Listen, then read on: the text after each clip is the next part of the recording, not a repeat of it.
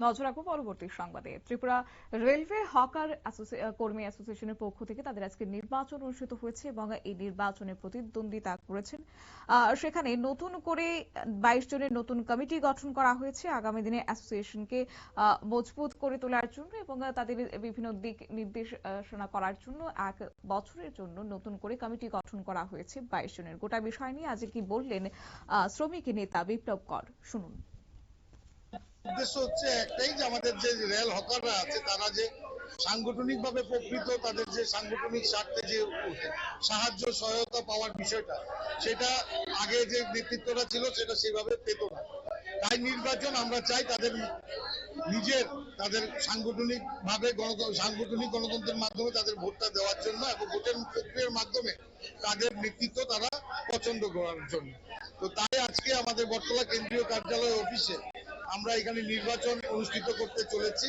এখানে 210 জন ভোটার 210 জন ভোট দেবেন এবং সেখানে নির্বাচনের দায়িত্ব দেওয়া হয়েছে। নির্বাচনের দায়িত্বে আমাদের গেজেটেড অফিসার সঙ্গে সভাপতি শ্রী তপন দাস মহাশয় আছেন গেজেটেড অফিসার সঙ্গের সাধারণ সম্পাদক দেবাশিস রায় এবং আমাদের মজদুর মনিটরিং সেলের যিনি সম্পাদিকা সেবিকা চৌধুরী এবং ওনাদের তত্ত্বাবধানে এই নির্বাচন পরিচালিত হচ্ছে। এবং আমরা চাই প্রকৃত যে হকারদের যারা প্রকৃত নেতৃত্ব হোক তাদের ভোটের মাধ্যমে, যেখানে হকারদের ভবিষ্যৎ সুরক্ষিত এবং তাদের লাইনের ক্ষেত্রে যেন সুবিধা হয় তার জন্য আজ ভোট প্রক্রিয়া চলছে। এখানে 21 জনের কমিটি হবে। তো 21 জনের কমিটি হবে, 21 জনের প্রার্থী ঘোষণা হয়েছে এবং এই প্রার্থীদেরকে ওনারা ভোট দিচ্ছেন। এখানে যারা প্রথম প্রার্থী 21 জন প্রার্থী, 21 জন প্রার্থীকে ওনারা ভোট দিচ্ছেন। তার মধ্যে যে সব থেকে বেশি ভোট পাবে সে প্রেসিডেন্ট হিসাবে এখানে ঘোষণা হবে এবং যে সেকেন্ড পজিশন থাকবে সে সাধারণ সম্পাদক হিসাবে ঘোষণা থাকবে। তো অটোমেটিক সিস্টেমেটিক ভাবে সেটা আমাদের আজকে কার্যকর হচ্ছে।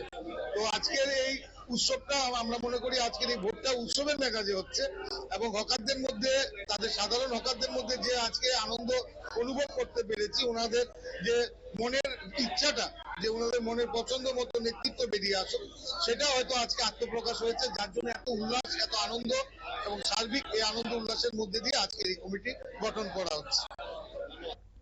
আপনারা শুনলেন বিপ্লব করের বক্তব্য। অবশ্য রেলের হকারদের জন্য হকারদের স্বার্থ রক্ষায় আজকে নতুন করে কমিটি গঠন করা হয়েছে নির্বাচনের মাধ্যমে সাংগঠনিকভাবে এবং সেক্ষেত্রে 21 জন প্রতিদ্বন্দ্বিতায় অংশগ্রহণ করেছে। পাশাপাশি আজকে 210 জন ভোটার এই নির্বাচনে অংশগ্রহণ করেছে। আগামী দিনে অ্যাসোসিয়েশনের তাদের যে কর্মসূচি রয়েছে সে বিষয় নিয়েও আজ আলোচনা হয়েছে। নিয়ে নিচ্ছি ছোট্ট একটি বিজ্ঞাপন বিরতির সঙ্গে থাকুন।